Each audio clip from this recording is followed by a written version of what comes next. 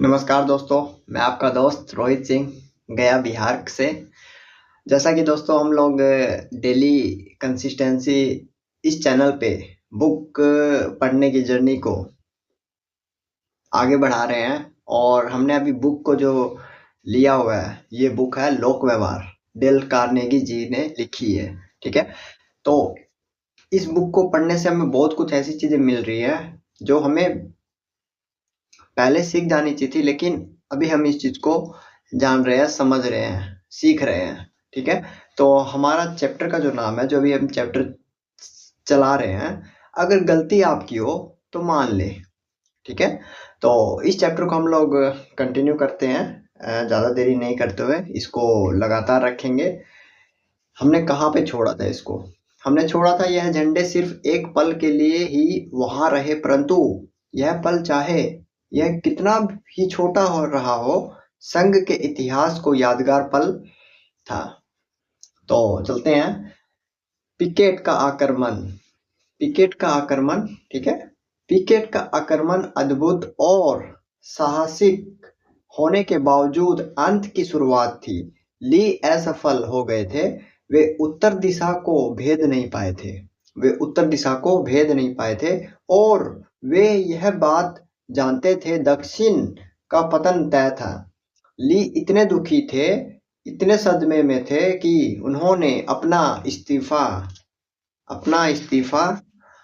भिजवा दिया और संघ के प्रेसिडेंट जेफरसन डेविड से कहा कि वे उनकी जगह किसी युवा और अधिक योग्य व्यक्ति को नियुक्त कर दें।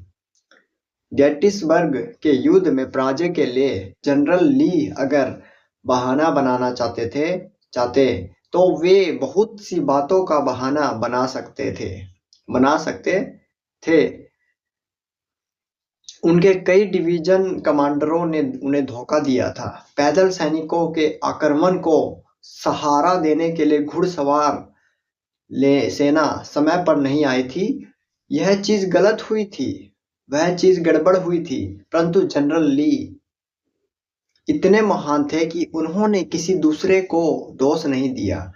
जब पिकेट के हारे और खून से लथपथ सिपाही वापस आए तो रॉबर्ट ई ली उनसे मिलने अकेले गए और उनका स्वागत आत्म आलोचना से किया, जिसमें उनकी महानता झलकती थी। उन्होंने क्या कहा?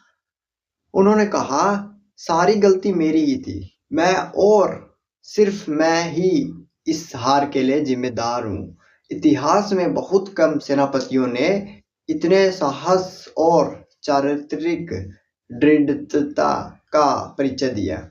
माइकल चैंग हमारे कोर्स हांगकांग में पढ़ाते हैं। उन्होंने हमें बताया कि किस तरह चीन की संस्कृति कई बार कुछ विशेष समस्याओं को जन्म देती है और किस तरह पुरानी पुरानी परंपरा को बनाए रखने के बजाय हमें नए सिद्धांतों को अपनाने से लाभ होता है। उनकी क्लास में एक अधेड़ सदस्य था जिसका कई सालों से अपने पुत्र से मनमुटाव चल रहा था। पिता को अफीम की लत थी जो अब छूट गई थी। चीन में परंपरा यह है कि बड़े लोग माफी मांगने के लिए पहला कदम नहीं उठाते, इसलिए पिता को लग रहा था कि समझौते के लिए उसके पुत्र को ही पहल करनी चाहिए।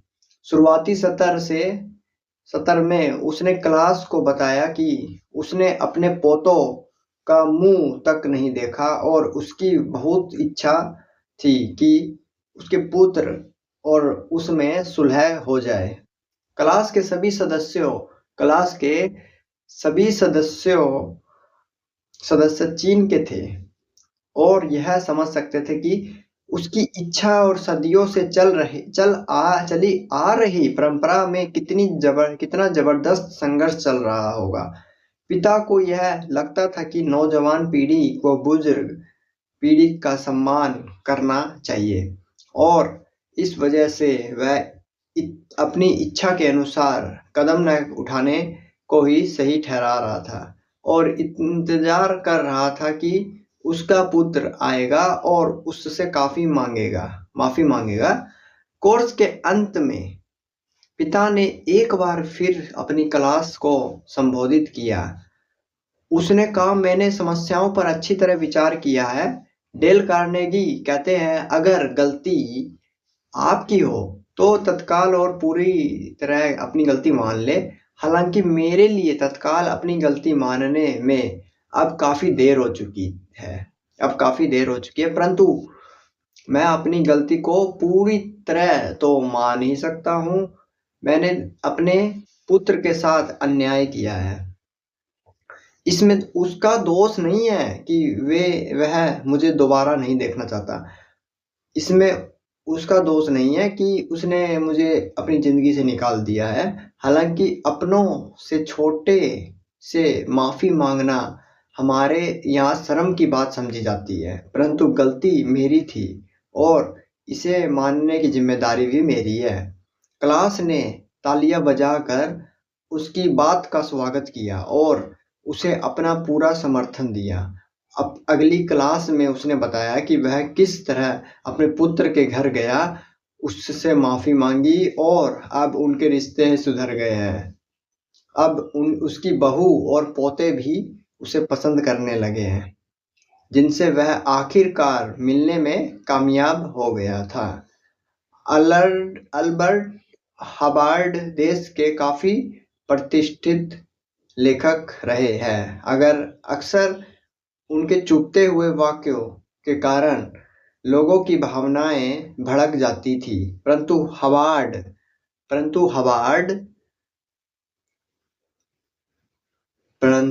हवार्ड में लोगों के साथ व्यवहार करने की वह दुर्लभ कला थी, जिसकी वजह से वे अपने दुश्मनों को भी दोस्त बना लेते थे।